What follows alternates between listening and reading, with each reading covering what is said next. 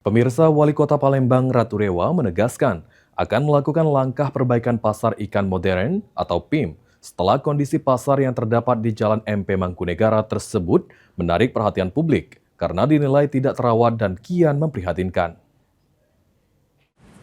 Diungkapkan oleh Wali Kota Palembang Ratu Rewa, pasar ikan modern akan disulap menjadi pasar modern yang menyediakan berbagai kebutuhan di lantai pertama dan juga menjadi destinasi hiburan masyarakat untuk di lantai 2. Untuk perbaikan pasar ikan modern, pihak PUPR sudah diminta untuk memastikan kelayakan bangunan, serta Dinas Perikanan diminta untuk memastikan pengelolaan aset dalam 3 minggu, sehingga penataan diupayakan dimulai di tahun 2026 ini.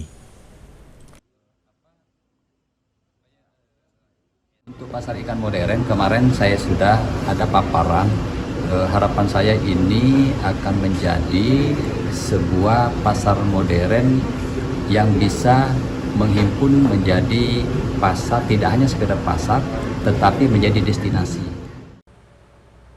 Wali Kota Palembang menegaskan, pasar ikan modern terbengkalai karena terkendala fungsi yang hanya terbatas dalam satu segmen. Namun hal tersebut sudah dikoordinasikan dengan Kementerian Perikanan sehingga pasar ikan modern dapat difungsikan secara umum. Sandi Pratama, PAL TV.